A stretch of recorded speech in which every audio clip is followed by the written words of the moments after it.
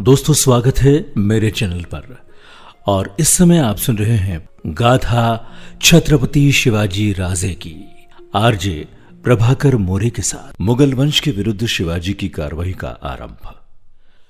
शिवाजी की नवीन कार्रवाई का वृत्तांत सुनाने के पहले इतिहास की मर्यादा को स्थिर रखने के लिए आवश्यक है कि संक्षेप में उस चालबाजी का भी जिक्र करे जिसके कारण औरंगजेब हिंदुस्तान के इतिहास में शतरंजी चालें चलकर पैतरे बदल रहा था।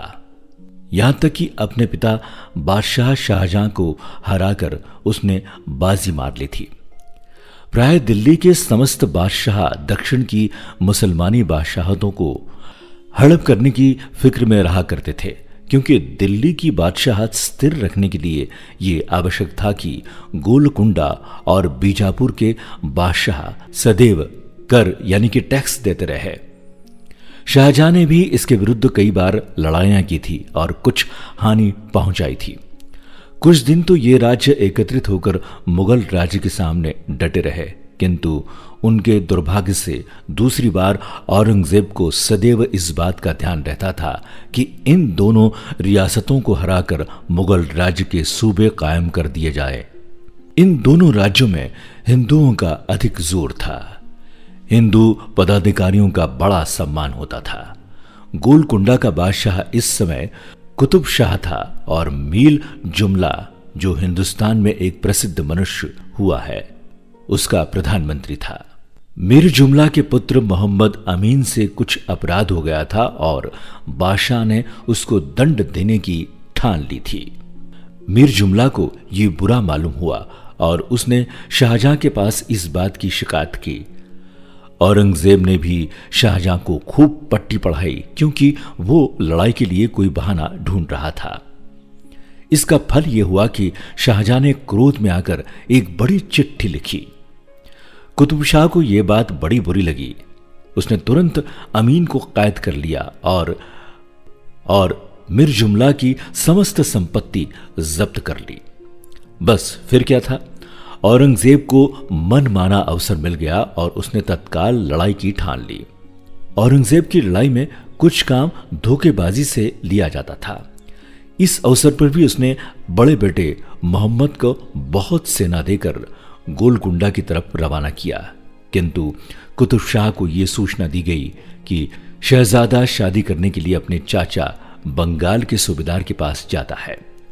वो बेचारा इस बेईमानी को न समझ सका। कुतुब शाह को इन बातों का तभी पता लगा जब शहजादा मोहम्मद सुल्तान उसके द्वार पर जा पहुंचा।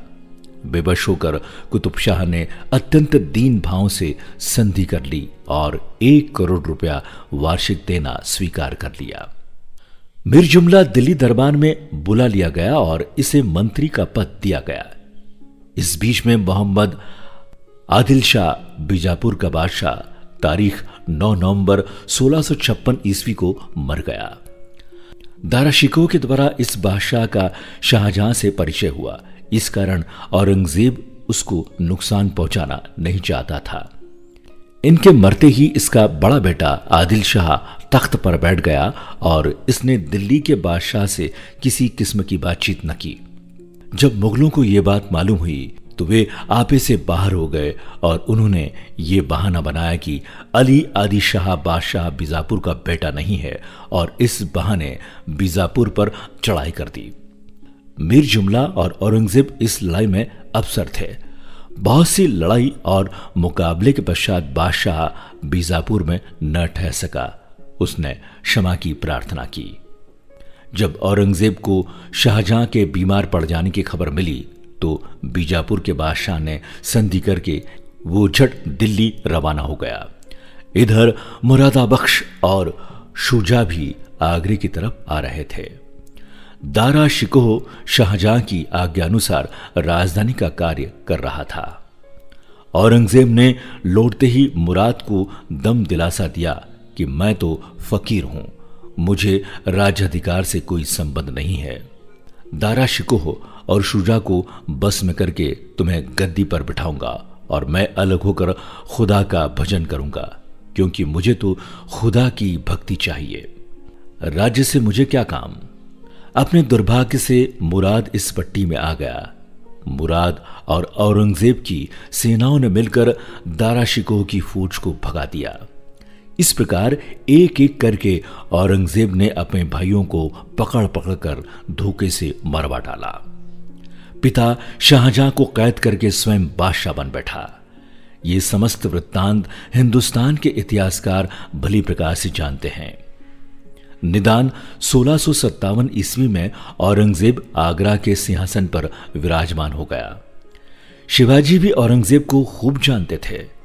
उन्होंने शिवाजी से संधि कर लेने की आज्ञा दे दी और कहा कि जो इलाके शिवाजी ने बीजापुर की रियासत से छीने हैं वो उन्हीं के पास रहेंगे, और साथ ही ये भी हुक्म दे दिया कि दालव और समुद्र किनारे के अन्य मुकाम भी शिवाजी ले लें।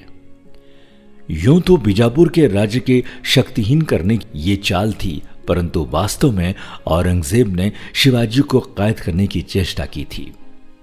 इस प्रकार अनेक युक्तियां की गई, 20 तरकीबें निकाली गई, परंतु शिवाजी औरंगजेब के हाथ न आए, अलग ही रहे।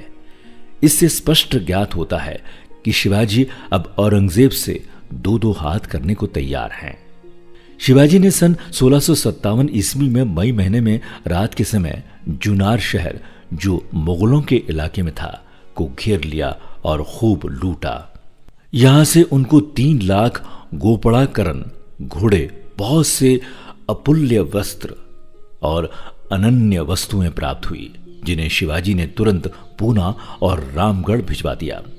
शिवाजी स्वयं ऐसे मार्ग से, जिन पर बहुत आदमी नहीं चलते थे, चलकर अहमदनगर पहुंचा और उसे लूटना शुरू कर दिया। इन्होंने बहुत घोड़े खरीदे और सवारों को नौकर रखा। मनकजी को, जो उनके पिता का विश्वास पात्र नौकर था, फौज का अफसर बना दिया और एक अन्य लोकप्रिय मराठा शिरोमणि नेताजी पालकर को भी अपने साथ ले लिया। शिवाजी इसी महती शक्ति के विरुद्ध भाग्य की परीक्षा करने गए, जो 100 वर्ष पूर्व से भारत की अधिपति बनी चली आती थी, जिसकी गद्दी पर आज औरंगजेब जैसा नृशंस और कपटी मनुष्य विराजमान था।